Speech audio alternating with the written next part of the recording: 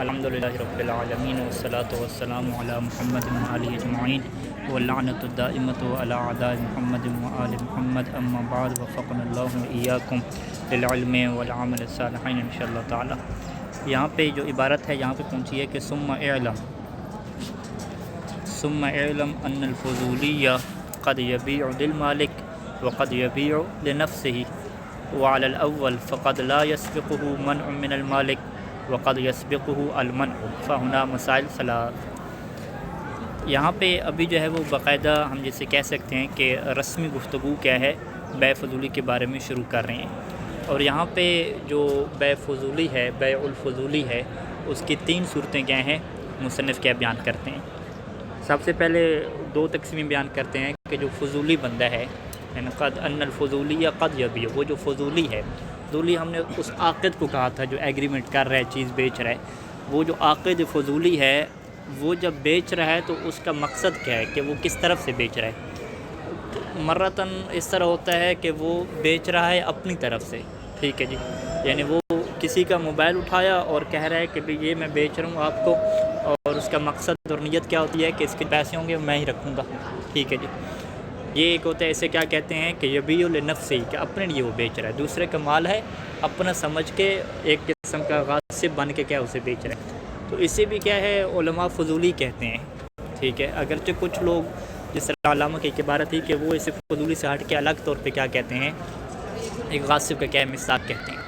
بہرحال یہ فضولی کی ایک قسم انہوں نے بنائی ہے کہ اپنے لیے بھی چیز کو بیچے دوسری کو اٹھا کے، تو یہ کیا فضولی ہے، یہ پہلے یہ کیا ہے ایک صورت ہو جائے گی۔ دوسری صورت کیا ہے کہ جو عام طور پہ ہوگی کہ وہ مالک کی طرف سے بیچے گا، ٹھیک ہے، موبائل اس کی طرف سے بیچ رہا ہے، پھر یہ ایسا کیوں کر رہا ہے، ہم کہیں یہ بس یہ فری میں کر رہے ہیں، اسے کوئی لینا دینا نہیں ہے اس سے، بس کسی کا موبائل اٹھایا وہ بک رہا تھا، اچھا تو اس نے اپنے دوست کا کیا بھلا کیا، اس بندے کا بھلا کیا، بیچ دیا اپنی طرف سے، یعنی ایک اچھی نیکی کا کام کر رہا ہے، فرض کریں بقول اس کے خود نیکی سمجھ رہا ہے، حالانکہ وہ فعل حرام کر رہا ہے کہ کسی کی اجازت کے بغیر کیا ہے کوئی چیز اگر بیچی جائے تو وہ کیا درست نہیں ہے۔ اچھا دو صورتیں ہوں گی، یعنی اپنے لیے اپنی طرف سے بیچے گا یا مالک کی طرف سے بیچے گا۔ اب یہ جو مالک کی طرف سے بیچنا ہے اس کے یہاں دو صورتیں ہیں، یا تو واضح طور پہ مالک اس نے منع کیا ہوگا بھئی میری چیز نہیں بیچنی، ٹھیک ہے، واضح طور پہ منع ہو گیا، جب واضح طور پہ منع ہو گیا تو پھر بھی کیا ہے اس کی چیز یہ بیچ رہے۔ اور دوسری صورت کیا ہوگی کہ منع نہیں کیا مالک نے، منع نہیں کیا، اب راضی ہے یا راضی نہیں ہے یہ بھی معلوم نہیں ہے، ٹھیک ہے جی، بلکہ جو پیچھے ہم نے بحث کی ہے وہاں پہ ہم کہیں کہ اگر یہ معلوم بھی ہو کہ راضی ہے تو پھر بھی کس کا فرد ہے، بیع الفضولی کا کیا فرد ہے۔ اگرچہ مصنف نے کہا تھا کہ اس سے بیع فضولی میں ہم انٹر نہیں کریں گے، ٹھیک ہے، بیع فضولی میں انٹر آپ نہ کریں، اور اگر آپ کرتے بھی ہیں تو یہ پھر وہ والا فضولی نہیں ہے کہ جس کے صحیح ہونے کے لیے کیا ہے بعد میں اجازت کی ضرورت پڑتی ہے، یہ ایک صحیح کیا فرد ہے۔ یعنی بہرحال یہ فرد ہم مصنف کے نظریے کے مطابق جو ہمیں سمجھ آیا کہ یہ فضولی کا مصداق نہیں ہے کہ اگر اس کو پتہ ہے کہ وہ راضی ہے، ٹھیک ہے، تو ہم اس میں دو صورتیں رکھیں گے کہ یا تو اس نے منع کر دیا ہے یا اس کے منع ہونے کا نہیں پتہ نہیں ہے کہ منع کیا یا منع نہیں کیا، اور ساتھ ساتھ ہم کیا کہیں گے اس کے راضی ہونے کا بھی نہیں پتہ، اگر راضی ہونے کا پتہ ہو تو وہ فضولی ہے ہی نہیں، ٹھیک ہے جی۔ کتنی صورتیں ہوں گی؟ تین صورتیں ہوں گی، یعنی آپ اوپر کیا ہے دو صورتیں بنا دیں، کبھی مالک کے لیے بیچے گا کبھی اپنے لیے بیچے گا۔ جو مالک کے لیے بیچے گا اس کی دو صورتیں بنائیں گے، جو اپنی طرف سے بیچ رہا ہے اس کی دو صورتیں نہیں بنائیں، ٹھیک ہے، جو اپنی طرف سے بیچ رہا ہے اس میں یعنی کوئی خاص ثمرہ نہیں ہے کہ آپ یہ تقسیم کریں کہ مالک کی طرف سے منع ہے یا منع نہیں ہے، آپ کہیں کہ منع نہ بھی ہو اس نے اجازت دی ہو تو یہ کون سا اس کی طرف سے بیچ رہا ہے، اس نے پیسہ خود ہی رکھنا ہے، اس کو کون سا دینا ہے، ہاں جو غاصب والی تقریباً کیا صورت بنتی ہے غاصب والی۔ تو یہ کیا تین صورتیں بتائیں، پھر ان میں سے ایک صورت کو ڈسکس کریں گے، اس کے اوپر دلائل ذکر کریں گے اور دلائل کے اوپر اعتراضات، اور آگے کیا گفتگو چلے گی۔ تو لہٰذا یہ جو آج کی بحث ہے اسے کچھ جو حاشی وغیرہ لگے ہیں اسے بحث کو عنوان کیا دیا، صور و بیع الفضولی، کہ بیع فضولی کی کتنی صورتیں بنتی ہیں، تو یہاں پہ انہوں نے کیا لکھا کہ فضول کی تین صورتیں کیا ہوتی ہیں۔ ثم اعلم ان الفضولی قد یبیع للمالک، پہلی صورت ہوگی کہ مالک کے لیے بیچے گا، فضولی جو بندہ ہے مالک کے لیے بیچے گا، وقد یبیع لنفسہ، اور دوسری صورت کیا ہوگی اپنے لیے بیچے گا، وعلی الاول، یہ جو مالک کے لیے بیچنا ہے اس کی پھر آگے مزید کیا دو صورتیں بنیں گے، فقد لا يسبقه منع من المالک، یہ جو بیع کر رہا ہے مالک کے لیے اس سے پہلے کیا ہے منع من المالک، مالک کی طرف سے من کیا نہیں آئی ہوئی، سابق کیا پہلے آنا، لا یسبقہ یعنی لا یسبقہ، یہ جو بے ہو رہی ہے بے الفضولی، یہ جو بے فضولی ہے اس سے پہلے کیا ہے مالک کی طرف سے منع نہیں ہے۔ اب منع نہیں ہے کیا مطلب کہ اس نے منع نہیں کیا لیکن راضی ہے یا راضی نہیں ہے یہ بھی علم نہیں ہے، ٹھیک ہے جی۔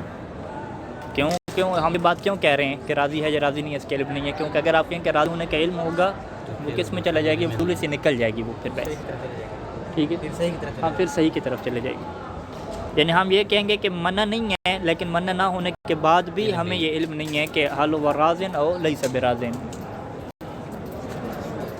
وقد یسبقہ المنع، اور بعض کا یہ جو بے فضولی ہے اس سے پہلے کیا آ جاتی ہے مالک کی طرف سے منع آ جاتی ہے، واضح طور پہ پابندی۔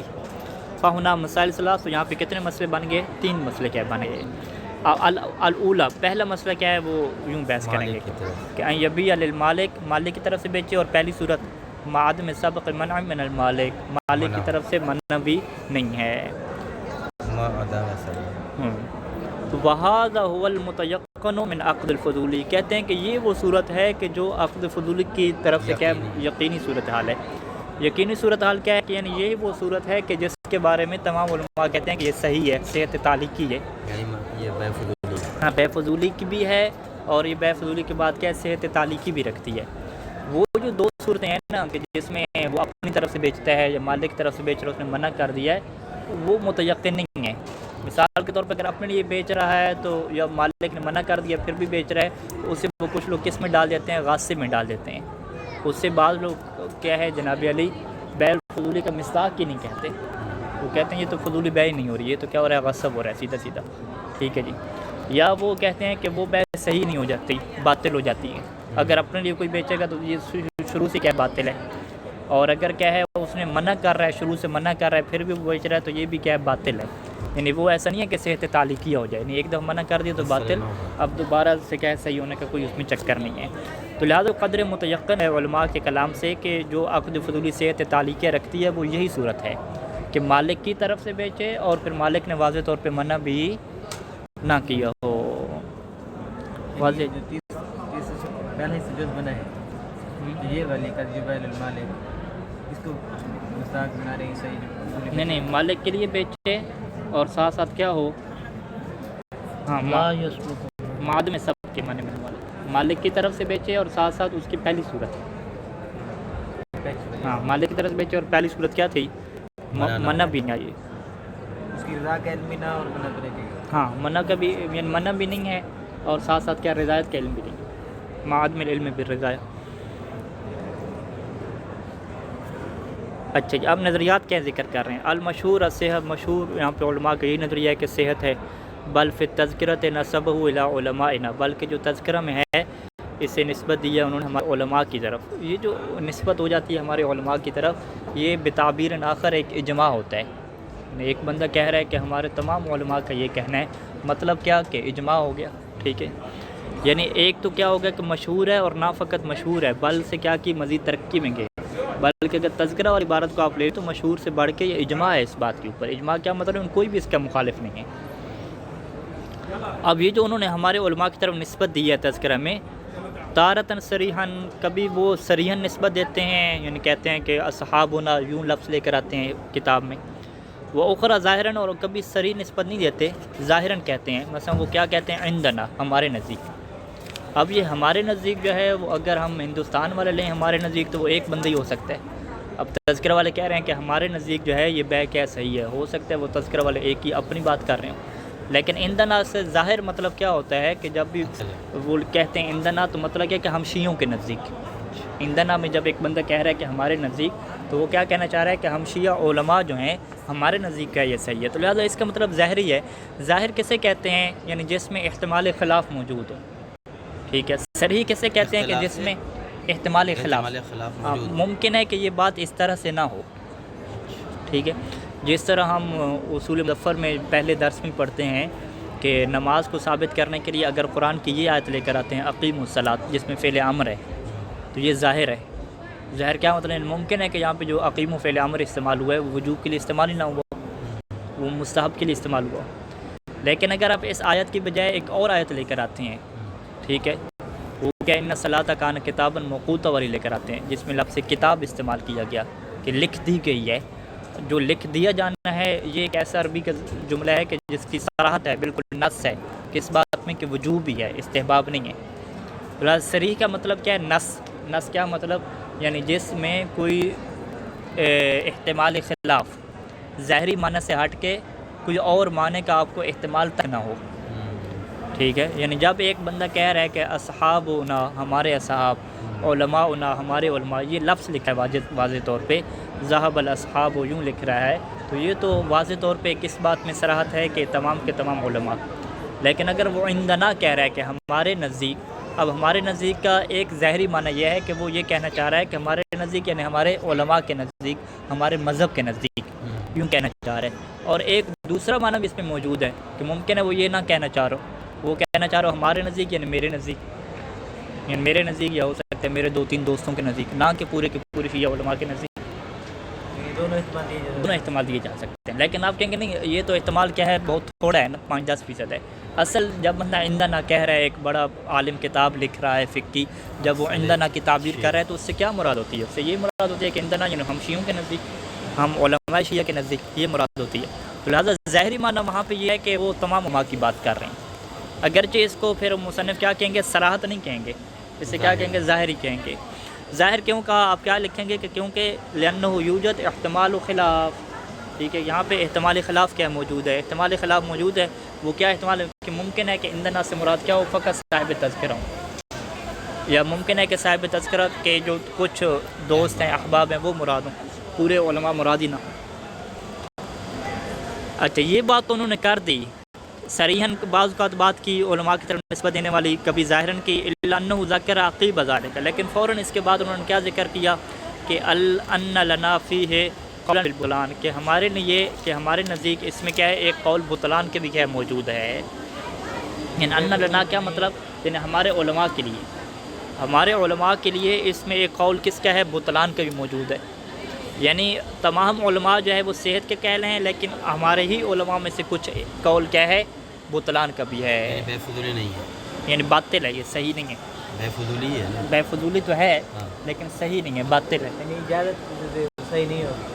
ہاں، جس طرح شیخ طوسی کی طرف ایک قول نسبت دیا گیا ہے مبسوط میں، میرے خیال میں بے فضولی ہے لیکن باطل ہے، باطل من اساس ہی، من اساس ہی باطل ہے، یعنی اجازت بعد میں آ جائے تو پھر بھی ٹھیک نہیں ہو سکتی، آپ کو دوبارہ سے کیا کرنا ہوگا؟ خود بیک کرنی ہوگی۔ شیخ طوسی کی طرح، ہاں، شیخ طوسی طرح، کہتے پہلی والی بات نہیں بنی گی۔ ہاں، صحت فعلی اور صحت تعلیق کی دونوں نہیں بنے۔ قول بالبطلان کیا مطلب ہے کہ صحت تعلیقی بھی نہیں ہے، ٹھیک ہے؟ تعلیقی یہ جو اوپر مشہور صحت کہہ رہے ہیں، اس صحت سے کیا مراد ہے؟ صحت تعلیقی مراد ہے نا، صحت فعلی کا تو کوئی قید نہیں ہے۔ تو یہ بطلان کیا مطلب ہو گیا؟ یعنی یہ صحت تعلیقی بھی نہیں ہے۔ اچھا، جو فی غایت المراد شہید اول کی جو کتاب ہے اس میں کیا ہے کہ حق صحت عن العمانی والمفید والمرتضیٰ والشیخ فی النہایہ والسلار وحلبی والقاضی ابن حمزہ، ٹھیک ہے؟ یہ جتنے علماء ہیں ان سے کیا ہے، انہوں نے غایت المراد والے نے کیا صحت کی حکایت کی ہے۔ صحت کی حکایت کرنا کیا مطلب ہے؟ کہ یہ علماء بے فضولی کو صحت تعلیقی مانتے ہیں، باطل نہیں مانتے، ٹھیک ہے جی؟ یعنی اب تذکرہ والی کی عبارت میں چلے جائیں تو وہ اسے علماء کی طرف نسبت دے رہے ہیں، غایت المراد میں آ جائیں تو وہ اسے علماء کی طرف نسبت نہیں دے رہے، بلکہ بندوں کے نام لکھے ہیں اور کہہ رہے ہیں کہ یہ جو علماء کے ہیں اس کے صحیح ہونے کے قائل ہیں۔ وہ حوقیہ عن الاسکافی، اور اسکافی جو ہیں ان سے بھی کیا ہے یہ چیز نقل کی گئی ہے، ٹھیک ہے جی؟ واستقر علیہ رأی من، اور اسی کے اوپر کیا ہے مستقر ہو گئی ہے رأی من، ان بندوں کی رائے کہ من تأخرہ، کہ جو بعد میں آئے، متاخرین، ٹھیک ہے جی؟ عدا فخر الدین، سوائے کیا علامہ فخر الدین کے، وہ بعض متاخر المتاخرین، اور متاخر المتاخرین کے علاوہ۔ یہاں پہ 3 کیا ہیں اصطلاحیں استعمال ہوتی ہیں فقہ میں، ایک کیا ہوتا ہے علماء متقدمین، ایک کیا ہوتا ہے علماء متاخرین، اور تیسرے سٹیپ پہ کیا ہے متاخر المتاخرین، بہت پہلے، بہت بعد، متأخر، بہت بعد، بہت بعد پہلے، بعد کی لفظ پہلے کیا ہو جائے گا؟ سب سے پہلے متقدمین۔ متقدمین سے کیا مراد ہوتا ہے؟ جو کہتے ہیں کہ محقق علی سے پہلے، یعنی 7ویں یا 8ویں صدی، 7ویں اور 8ویں صدی سے پہلے والے جو ہیں یہ متقدمین ہو جائیں گے۔ پھر جو 13ویں صدی ہے اس تک کیا چلیں گے؟ متاخرین چلیں گے، اور 13ویں صدی والے کیا کہلائیں گے؟ یہ متاخر المتاخرین کیا کہلائیں گے؟ ابھی تک کنٹینیو، ابھی تک بھی کنٹینیو، 7ویں سے 7ویں تک،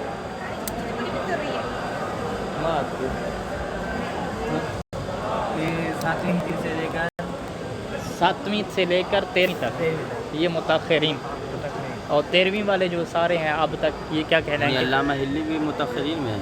अल्लामा हिल्ली के बारे में इख्तलाफ है, ये कहते हैं कि हद फासिल हैं, मुताखिरीन में रखते हैं। 6-7 के बीच ही के मक्के के हिल्ली जो और मक्के के हिल्ली के बेटे अल्लामा हिल्ली हैं, मुक़द्दस अर्दबिली तो और बात किया ये तो बहुत बात कहना है। 9 के यार। अर्दबिली सब कब के हैं? मक्के के ये अर्दबिली इन्होंने जिक्र किया आगे कल अर्दबिली मुताखिरीन में जिक्र किया, ये 13वीं के बाद हैं क्या? पता नहीं, इन्होंने तो यही मिसाल। अर्दबिली तो बहरहाल ये मुतखरीन मैं मज़ीद देख कर आता हूँ। मुतखरीन है क्या? हमने मशहूर ऐसे सुने, मैं इसको मज़ीद मुताला करता हूँ यही कि मुक़द्दस क्या अर्दबिली है ना, ये कबर जो- पे लिखा हुआ होगा। इनकी देख लेते हैं। ये 1100 के आसपास का है। 1300 से पहले है ना ये फिर। लेकिन मुतखरीन हाँ, ये इसमें कैसे डाल। बहरहाल ये इस्तिलाहात हैं जो मुझे भी याद नहीं रहती, दोबारा मुराजा करते हैं। अच्छा जी, वो बाद मुताखिर मुहद्दिसीन और बाद जो मुताखिरीन मुहद्दिसीन हैं उनकी तरफ भी क्या ये निस्बत दी गई है? यानी इन सब ने सेहत माना है। किसकी? बेफजूली। यानी अदम सेहत की ना, ठीक है। नहीं वस्तखर अलैहि राय मन, हाँ सेहत फजूली वाली, सेहत फजूली वाली, ठीक है। अच्छा, यहाँ तक क्या है अक़वाल नकल हो गया सेहत के। अब ले उमूम अदिल्ला से क्या दलाइल ज़िक्र हो रहे हैं, ठीक है जी। ये इबारत वैसे नीचे होनी चाहिए थी, यानी आपके यहाँ नीचे लिखी हुई है, इधर ही लिखती है, इधर ही लिखती है। अच्छा जी, पहली दलील जो मुसन्निफ़ ज़िक्र करेंगे, किसके ऊपर दलील ज़िक्र करनी है? सेहत तालीकी के ऊपर, कि बै क्या सही है। उमूम ले उमूम अदिल्लतिल बै वल उक़ूद, क्योंकि बै और उक़ूद के जो अदिल्ला हैं वो आम हैं, ठीक है जी। अब बै की अदिल्ला क्या है? कुरान मजीद की आयत क्या है? अहल्लल्लाहुल बै, ठीक है, वहर्रम रिबा। ये जो अहल्लुल बै है ये आम है। इसी तरीके से उक़ूद की कौन सी दलीलें हैं? वो जो कुरान की आयत गुजरी थी, औफ़ू बिल उक़ूद, कि जो भी आपस में एग्रीमेंट करो उनकी क्या करो? वफ़ा करो, ठीक है। या मोमिनून क्या है? अपने वफ़ाओं की, अपने अहदों की क्या करते हैं? वफ़ा करते हैं। अब ये जो कुरान मजीद की आयत ज़िक्र कर रहे हैं, कहते हैं कि ये आम है। आम क्या मतलब है? आम का ये मतलब है कि इसमें जो है वो किसी की तरफ से आप अगर वो ये बंदा बेच रहा है उस मालिक की तरफ से, मालिक का क्या है? मना नहीं है, यहाँ पे मालिक की तरफ से मना नहीं है। तो ये जो अभी आक़द कर रहा है, बै कर रहा है, क्या इससे बै और आक़द नहीं कहा जाएगा? हम कहते हैं कि इससे बै और आक़द तो कहा जाएगा, लेकिन एक ऐसी बै और एक ऐसा आक़द कहा जाएगा कि जिसमें मालिक की रज़ायत क्या है? मालूम नहीं है, ठीक है। ये आप नहीं कहेंगे कि मालिक की रज़ायत नहीं है, आप क्या कहेंगे कि मालिक की रज़ायत मालूम नहीं है। मसलन आप कहेंगे कि मौजूद नहीं है, रज़ायत का वजूद नहीं है, हकीकत में है या हकीकत में नहीं है हमें पता नहीं है। तो आप इसे क्या कहेंगे कि पास ये जब बै कहलाता है, जब ये आक़द कहलाता है, तो जब ये बै और आक़द है तो इससे क्या होना चाहिए? सही और हलाल होना चाहिए, ठीक है। अच्छा, दूसरी बात क्या है कि आप कहते हैं कि ये उस वक्त तक जो है वो माल में तसर्रुफ़ करना आपके लिए जायज़ नहीं होता जब तक मालिक क्या है इजाज़त ना दे दे, ठीक है। तो इसका मतलब क्या हो कि इजाज़त का भी होना ज़रूरी है, ये भी क्या है? क़द्र मुतयक्किन है। तो हम फिर यूँ सूरत हाल बना लेते हैं कि इजाज़त बाद में हो और क्या है? बै पहले हो जाए, ठीक है। बै पहले हो रही है, इजाज़त बाद में है, तो इजाज़त किसके लिए आ रही है? इजाज़त इसलिए आ रही है कि आपका तसर्रुफ़ करना उसमें सही हो जाए, वगरना जो ख़ुद बै है, क्या पहले बै वाक़ हुई या बै वाक़ नहीं हुई? बै वाक़ हो गई है, यानी कोई भी नहीं कहता कि ये बै वाक़ नहीं हुई, तभी तो कह रहे हैं कि वो बंदा बाद में क्या दे? इजाज़त दे बै की, तो वो क्या हो जाएगी? दुरुस्त हो जाएगी। इसका मतलब है कि सभी ये मान रहे हैं कि जो पहले एग्रीमेंट हुआ है वो बै है, पहले जो हुआ है वो क्या है? आक़द है। जब पहले को बै और आक़द मान रहे हैं तो हम कहते हैं कि कुरान मजीद क्या कह रहे हैं कि बै हलाल है, लिहाजा वो पहले वाला क्या होना चाहिए? हलाल होना चाहिए, सही होना चाहिए। और कुरान मजीद क्या कह रहा है कि आक़द जो होते हैं उनकी वफ़ा करना ज़रूरी होता है, लिहाजा पहले वाला आक़द क्या होना चाहिए? सही होना चाहिए। लिहाजा आप क्या कहें कि आप ये कहें कि सही तो हो गया है, लेकिन वो जो असर मुरतब होना है ख़ास किस्म का कि आपने तसर्रुफ़ करना है, उसके लिए क्या है? आपको इजाज़त की ज़रूरत है। आप ये तो ना कहें कि मिन असास से ही क्या हो जाए? बातिल हो जाए। तो जिन लोगों की तरफ निस्बत दी गई है वो कहते नहीं जी ये एग्रीमेंट ही बातिल है, बै ही बातिल है, तो ये बंदा खुद से क्या करे? बाद में खुद बै करे, एग्रीमेंट करे। कि नहीं, आप ऐसी बात ना करें, آپ یہ کہیں کہ بیع تو واقع ہو گئی ہے لیکن اس کے اوپر جو اثر مرتب ہونا ہے وہ موقوف ہو گیا ہے اجازت کے اوپر کہ وہ کیا اجازت دیتے ہیں، ٹھیک ہے. لہٰذا آپ سے اگر کوئی پوچھے کہ بھئی آپ اجازت کے بغیر والی جو بیع ہے اس کو آپ کیوں حلال کہہ رہے ہیں، کیوں صحیح کہہ رہے ہیں، آپ باطل کیوں نہیں کہہ رہے، ہم کہتے ہیں قرآن کہہ رہے ہیں احل البیع. یہ جو احل البیع اس میں قرآن نے یہ کہا ہے کہ مال اجازت یا مال اذن، کہ پہلے اذن ہوگا تو پھر کیا باطل پھر صحیح ہوگی. یہ عمومی ہے نا. عمومی کیا مطلب، یعنی مالک کی اجازت ہونی چاہیے چاہے اجازت بعد میں کیوں نہ آ جائے. یعنی ہم یہاں پہ اگر بنائیں تو 3 صورتیں ہم بنا سکتے ہیں. ایک بیع وہ ہوتی ہے کہ جس کے اوپر مالک کی کوئی اجازت نہیں ہے. ہم ایک اصطلاح یہاں پہ سمجھ لیتے ہیں. ایک ہوتا ہے اذن، ایک ہوتی ہے اجازت. اذن اسے کہتے ہیں جو بیع سے پہلے ہو، جو پہلے کام کیا جاتا ہے. مثال کے طور پہ اگر میں نے کوئی کام کرنا ہے، کام کرنے سے پہلے میں آپ سے اجازت لے رہا ہوں تو اسے عربی میں اور اسلام میں کیا کہتے ہیں، اذن کہتے ہیں. اور اگر میں کام کر چکا ہوں بعد میں کہتا ہوں تو اسے کیا کہتے ہیں، اجازت کہتے ہیں. جیسے وہ ہمارے استاد مثال دیا کرتے تھے کہ عام طور پہ لوگ کیا ہوتا ہے دستک دے کے کمرے میں آ جاتے ہیں، کمرے میں آ جاتے ہیں، کہتے ہیں قبلہ صاحب اجازت ہے میں آ جاؤں، ٹھیک ہے. تو وہ یہ جو لفظ استعمال کر رہے ہیں قبلہ صاحب اجازت ہے میں آ جاؤں کمرے میں انٹر ہونے کے بعد، تو یہ جملہ ان کا صحیح ہے، ٹھیک ہے. کیوں، وہ اجازت کیا ہوتی ہے، کام کرنے کے بعد ہوتی ہے. لیکن اگر وہ کمرے میں آنے کے بعد کہتے ہیں قبلہ صاحب آپ کا اذن ہے، تو یہ جملہ کیا ہو جائے گا، غلط ہو جائے گا. بھئی آپ آ چکے ہیں تو اذن کس چیز کا، اذن کب ہوتا ہے کہ جب ہم سے پہلے کہے آپ اس کو مانگیں، ٹھیک ہے، واضح. اب آ جائیں مسئلے کے اوپر کہ یہ جو بیع ہوتی ہے اگر بیع کے اوپر اذن بھی نہ ہو، یعنی پہلے سے پرمیشن بھی نہ ہو اور بعد میں اجازت بھی نہ ہو، تو یہ تو قدر متیقن ہے کہ یہ بیع کیا باطل ہے. سب لوگوں کا، سب علماء کے اتفاق ہے کہ یہاں تو اصلاً کیا رضایت آئی نہیں ہے نا، نہ پہلے اذن کی شکل میں آئی ہے نہ بعد میں کیا اجازت کی شکل میں آئی ہے. وہ بندہ کیا راضی نہیں ہے، بالکل بتا دیا، یہ تو بیع کیا ہوگی، باطل ہوگی، ٹھیک ہے. دوسری صورت کون سی ہے کہ پہلے سے اذن آ جائے، پہلے سے اذن آ جائے اور یہ بیع بندہ کرے، یہ تو سب کے نزدیک کیا صحیح ہے. 2 صورتیں ہوگی. تیسری صورت کیا ہے کہ پہلے سے اذن نہ آئے، بعد میں کیا آ جائے، اجازت آ جائے، یعنی بیع ہو اجازت کے ساتھ نہ کہ اذن کے ساتھ. اس میں کیا ہو بحث ہو رہی ہے نا. ہم کیا کہیں گے کہ یہ مسئلہ کیا ہو گیا، مشکوک ہو گیا تمام کے یہاں. کچھ کہتے ہیں کہ پتہ نہیں یہ بیع صحیح ہونی چاہیے نہیں ہونی چاہیے، ہم کہتے ہیں مشکوک ہو گیا ہے نا. آپ قرآن کا جو عموم ہے، جو مطلق طور پہ اس سے آپ کیا کریں، تمسک کریں.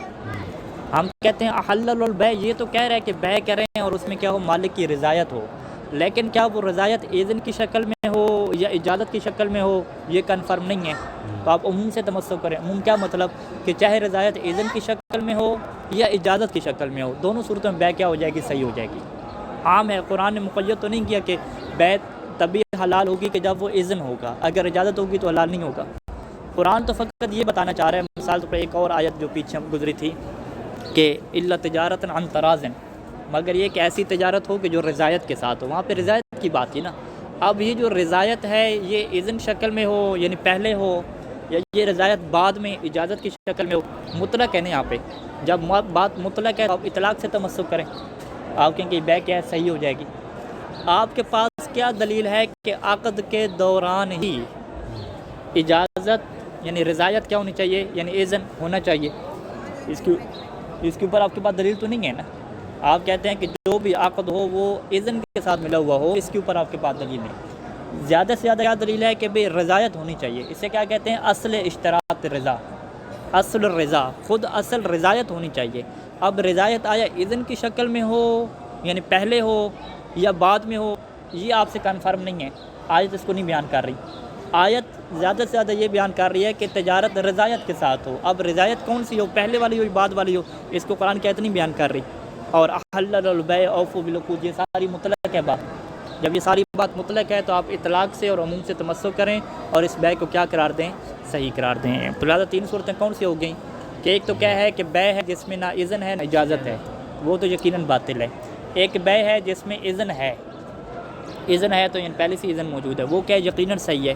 اور تیسری جو علماء کے دوران محل نزاع ہے وہ کون سی بیع ہے کہ جس میں اذن نہیں ہے بلکہ کیا ہے، اجازت ہے. تو یہ کیا ہے محل نزاع. اس محل نزاع میں ہم کیا کریں گے، صحیح کیسے ثابت کریں گے، عموم سے کیا ثابت کریں گے. ٹھیک ہے جی، آپ دیکھیے گا لعموم عدلۃ البیع والعقود لأن خلوه عن اذن المالک، عقد کا خالی ہونا مالک کی اجازت سے، اذن سے، ٹھیک ہے، مالک کے اذن سے. لا یوجب، اس بات کا سبب نہیں ملتا کہ سلب اسم العقد والبیع عنہ، کہ آپ یہ جو مالک نے کام کیا ہے، یعنی جو فضولی نے یہ جو کام کیا ہے، اس سے آپ عقد اور بیع کا نام ہی سلب کر دیں. آپ کہیں کہ یہ عقد ہی نہیں ہوا، یہ بیع نہیں ہوا. عقد اور بیع تو رہے گی نا. سب لوگ اسے کیا کہہ رہے ہیں؟ بیع کہہ رہے ہیں، بیع الفضولی کہہ رہے ہیں، عقد الفضولی کہہ رہے ہیں. تو بیع اور عقد کا اسم تو ختم نہیں ہوتا نا. جب سب مان رہے ہیں کہ یہ بیع ہے، سب مان رہے ہیں کہ یہ عقد ہے، تو بیع اور عقد کے بارے میں قرآن کی عمومی دلیل کیا کہتی ہے؟ کہ بیع حلال ہے، عقد کیا ہے؟ صحیح ہے. اذن کے بغیر ہے، اگرچہ اذن کے بغیر ہے اور اجازت کے ساتھ ہے، تو یہ صحیح ہونا چاہیے جب عقد اور بیع اس کی پسند کر رہے ہیں. اور ساتھ آپ کیا کہہ رہے ہیں کہ وہ اشتراط ترتب الاثر بالرضا و توقف علیہ ایضا لا مجال انکاری. وہ اشتراط ترتب الاثر ہے، اور یہ شرط بھی ہے کہ جو اثر مرتب ہونا ہے وہ کس کے اوپر مرتب ہونا ہے؟ رضا کے ساتھ. یہاں پہ رضا کیا ہے؟ اصل رضا ہے. اصل رضا کیا مطلب؟ کہ راضی ہونا چاہیے. اب راضی ہونے کی کیا دو صورتیں ہیں نا، یا اذن کی شکل میں ہوگا یا کیا ہے اجازت کی شکل میں ہوگا. ہم کہتے ہیں کہ یہ بات تو کنفرم ہے کہ رضایت کے اوپر اثر مرتب ہوتا ہے، لیکن یہ بات کنفرم نہیں ہے کہ وہ رضا کیا ہو، اذن کی شکل میں ہو یا اجازت کی شکل میں ہو. و اشتراط ترتب الاثر بالرضا و توقف علیہ، کہ اثر مرتب ہوگا رضا کے ساتھ، و توقف الاثر علیہ علی الرضا، اور اثر موقوف ہے کس کے اوپر؟ رضا کے اوپر. اثر سے کیا مراد ہے؟ یعنی تصرف کا حلال ہونا. تصرف جو آپ کریں گے وہ تصرف کیا حلال ہو جائے گا؟ کہتے ہیں کہ لا مجال الانکاری، اس جو اصل ہے نا، اصل رضا کے اوپر موقوف ہے، اس کے انکار بھی کوئی مجال نہیں ہے. ہم بھی یہی کہہ رہے ہیں. فلم یبقى الکلام، بس ساری کی ساری بحث باقی نہیں رہے گی. کہاں پہ باقی رہے گی؟ الا فی اشتراط سبق الاذن، مگر پہلے اجازت ہو، پہلے اذن ہونا چاہیے. اس کے اوپر کیا ہے؟ ہماری کلام ہے. ٹھیک ہے جی. یہ کس نے کہا ہے کہ پہلے اجازت ہوگی تو کیا ہوگا؟ اثر مرتب ہوگا. اگر پہلے اجازت نہیں ہے تو بعد میں اجازت ہوتی رہے تو اثر مرتب نہیں ہوگا. یہ جو آپ شرط لگا رہے ہیں کہ سبق الاذن، بھئی اذن ہونا چاہیے تبھی ہم بیع کو صحیح کریں گے، اجازت میں ہم بیع کو صحیح نہیں کریں گے. ٹھیک ہے جی. ہم کہتے ہیں کہ اسی کے اندر کیا ہو جائے گا؟ کلام ہو جائے گا. وحیث لا دلیل علیہ، اور اس بات کے اوپر آپ کے پاس دلیل نہیں ہے. ہاں، اس کے اوپر دلیل ہے کہ رضایت ہونی چاہیے. جس کو ہم نے کہا کہ رضایت لیکن اذن کی شکل میں ہو، پہلے کی شکل میں ہو، اس کے اوپر دلیل نہیں ہے. بعد میں بھی ہو سکتی ہے. ٹھیک ہے. وحیث لا دلیل علیہ کیا مطلب ہے؟ اعلیٰ سبق الاذن، رضایت کے اوپر تو دلیل آپ کو مل جائے گی. قرآن کیا ہے؟ الا عن تراض تجارتا عن تراض. ٹھیک ہے، وہ آپ کو مل جائے گی. لیکن اس کے اوپر کیا دلیل ہے آپ کے پاس کہ وہ اجازت پہلے ہونی چاہیے، سبق الاذن ہونا چاہیے؟ لا دلیل، اس کے اوپر کوئی دلیل نہیں ہے. جب کوئی دلیل نہیں ہے تو فمقتضی الاطلاقات عدم ہو. تو اب اطلاقات جو ہیں مطلقاً قرآن کہہ رہا ہے کہ عقد کی کیا کرو؟ وفا کرو. بیع کی کیا ہے؟ بیع تو تمہارے لیے حلال ہے. تو اس کی اطلاقات سے کیا تمسک کریں گے کہ اصل کیا ہے؟ عدم اشتراط ہے. اصل یہ ہے کہ یہ اجازت کیا ہے؟ شرط نہیں ہے. اگر یہ شرط ہوتی تو قرآن مجید اس سے بیان کرتا. تو قرآن نے مطلق رکھا. جب قرآن نے مطلق رکھا، اسے بیان نہیں کیا، حدیث نے مطلق رکھا، اسے بیان نہیں کیا، تو ہم کیا کہیں گے کہ عدم. اصل کیا ہے کہ یہ شرط ہمارے پاس نہیں ہے. کون سی شرط نہیں؟ سبق الاذن. اذن کیا شرط نہیں ہے. اور اگر آپ غور کریں تو مرجع ذالک کل ہی، اس تمام جو دلیل کی بازگشت ہے وہ کس طرف ہوتی ہے؟ کہ الی عموم حل البیع، بیع حلال ہے. بیع حلال ہے کون سی؟ یعنی رضایت والی بیع. یہ والی بیع آپ نہ لیں کہ جس میں کیا ہو؟ اذن ہو. نہیں، اذن ضروری نہیں ہے. بیع حلال ہے، رضایت ہونی چاہیے، چاہے وہ رضایت اذن کی شکل میں ہو یا کس شکل میں ہو؟ اجازت والی شکل میں ہو. اور اسی طریقے سے کہ وجوب الوفاء بالعقد، جو بھی آپ عقد کرتے ہیں اس کی وفا کیا واجب ہے. اب جو عقد ہو رہا ہے، ایگریمنٹ ہو رہا ہے، اس میں رضایت ہونی چاہیے. لیکن رضایت کون سی ہے؟ اذن والی ہو یا اجازت والی ہو؟ یہ مطلق ہے، عام ہے. عام ہے کیا مطلب؟ یعنی اذن والی بھی درست ہے اور اجازت والی بھی کیا ہے؟ درست ہے. دونوں کی وفا کرنا کیا واجب ہے. یہ جو دو عموم ہم نے آپ کو بیان کیے، احل اللہ البیع اور اوفوا بالعقود، خارج منہ، ان دونوں سے، اس عموم سے خارج ہو گیا. کون سا عقد خارج ہو گیا؟ العاری عن الاذن والاجازت معا، جس میں اجازت اور اذن نہ ہو. ہاں، جس میں اجازت اور اذن نہ ہو وہ خارج ہو گیا. خارج ہو گیا کیا مطلب؟ وہ باطل ہوگی. وہ تو سب کہیں گے باطل ہوگی. ٹھیک ہے جی. ولم یعلم، اور ہمیں معلوم نہیں ہے کہ خروج ما، کیا وہ بھی فرد خارج ہو جاتا ہے کہ ما فقد الاذن، کہ جس کے اندر اذن تو موجود نہیں ہے لیکن اجازت ہے۔ وہ لاحق ہوا اجازت، بعد میں اس کے اوپر کیا آ رہی ہے؟ اجازت آ رہی ہے، ٹھیک ہے. یعنی آپ اس کو اگر مزید کھولیں تو آپ کیا کہیں گے 3 صورتیں بنتی ہیں، 2 خارج ہو گئیں، ٹھیک ہے. 2 کون سی خارج ہوں گی علماء کے کلام سے؟ ایک تو جس میں اجازت جس میں اذن ہو پہلے سے اذن ہو وہ بھی خارج ہے. کیا مطلب وہ خارج ہے؟ وہ تو یقیناً صحیح ہے، ہاں وہ فضولی میں ہے ہی نہیں. اور جو بالکل خارج ہے باطل ہے وہ کون سی ہے؟ کہ جس میں اذن اور اجازت دونوں نہ ہو. اصل بحث کہاں پہ ہے؟ جس میں اذن نہیں ہے اور فقط کیا ہے؟ اجازت ہے. یہاں پہ کیا محل بحث ہے؟ اجازت بعد میں. ہاں بعد میں اجازت ہے، ٹھیک ہے. یہ محل بحث ہے نا. تو جب یہ محل بحث ہے اسی میں کیا ہے ہمیں اشکالات وغیرہ ہیں، تو آپ اس میں کس سے تمسک کریں گے؟ عموم سے. اور علاقے کیا کریں گے؟ تمسک کریں گے. چلے بھائی خواتین اللہم صلی علی محمد. چلیں اتنا کافی. 2 دن چھٹی